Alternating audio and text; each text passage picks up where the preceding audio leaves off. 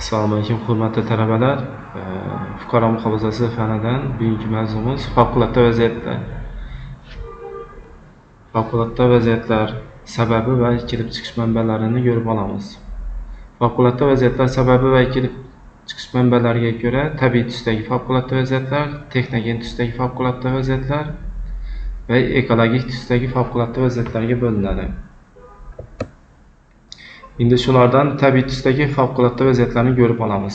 Tabiiy tusdagi favqulodda vaziyatlar 3 xil turdagi favqulodda vaziyatlarga bo'linadi.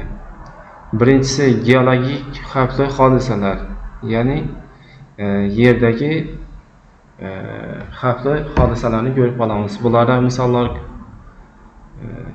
misol tariqasida zilzilalar, yer ko'chkilari, tog' o'pirilishlari va boshqa geologik hodisalar misol bo'ladi. Ikkinchisi gidrometeorologik xavfli hodisalar, ya'ni suv bilan bog'liq bo'lgan xavfli hodisalar kiradi. Bularga misol qilib suv toshqinlari, sellar, qor ko'chkilari, kuchli shamollar, dovullar, jala va boshqa xavfli gidrometeorologik hodisalar kiradi. Uchinchisi favqulodda epidemiologik, epizootik, epifitotik vaziyatlar kiradi.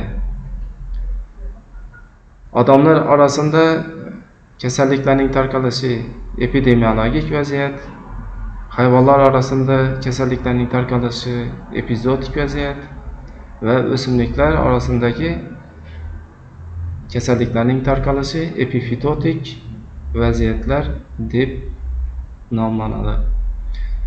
Alohida xavfli infeksiyalar, insonlarda tarqalgan o'lat, vabo, sarg'ayma, isitma, yuqumli kasalliklar, epidemiologik tasmali terlama, beril kasalligi, zoonoz infeksiyalar, Sibir yarasi, quturish kasalligi, spid virusli infeksiyalar misol qilib keltirishimiz mumkin.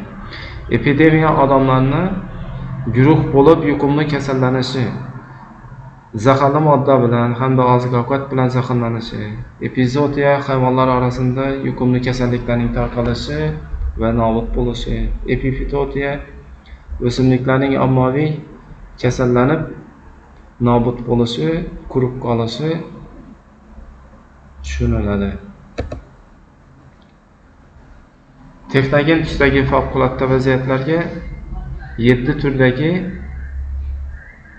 xavfli vaziyatlar kiradi. Bular birinchi navbatda hayotimizda eng ko'p tarqalgan transportlardagi avariya va halokatlar kiradi.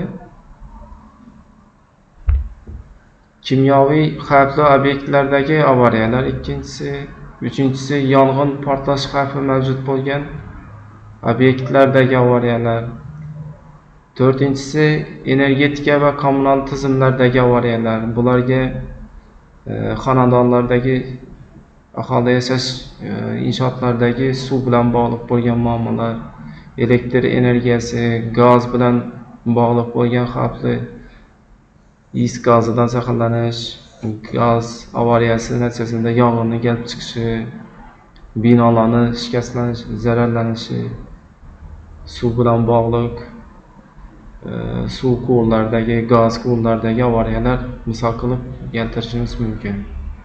Beshinchisi bino inshootlarda bo'ladigan baxtsiz hodisalar. Masalan, binolar qurilishida quruvchilarni xavf ostida qolishi, qurilishda bo'layotgan, masalan, kran orqali bo'lishi mumkin. Kran balkadan yukning tushib ketishi mumkin. Shunday baxtsiz hodisalarda yordam ko'rsatish hisoblanadi. Oltinchisi radioaktiv va boshqa xavfli hamda ekologik jihatdan xavfli zaharli moddalarning tarqalishi bilan bog'liq bo'lgan baxtsiz hodisalar hisoblanadi.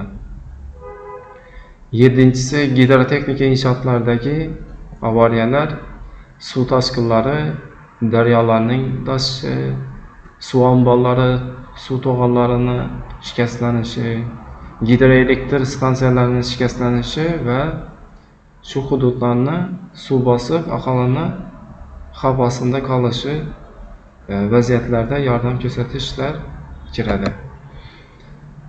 Keyingisi ekologik tusdagi favqulodda vaziyatlar hisoblanib, ekologik tusdagi favqulodda vaziyatlar ham 3 xil turdagi favqulodda vaziyatlarga bo'linadi. Birinchisi quruqlik bilan bog'liq bo'lgan tuproq, yer osti holatining o'zgarishi, ifloslanishi bilan bog'liq. Ikkinchisi atmosfera havo muhitining tarkibiy xossalari o'zgarishi bilan bog'liq bo'lgan xavfli hodisalar. Uchinchisi gidrosfera holatining o'zgarishi bilan, ya'ni suvning ifloslanishi, zaharli moddalar bilan va boshqa holatlarda yordam ko'rsatish ishlarini olib borish ishlari tushuniladi. Bugungi darsimiz shu bilan yakunlanadi. E'tiborlaringiz uchun rahmat.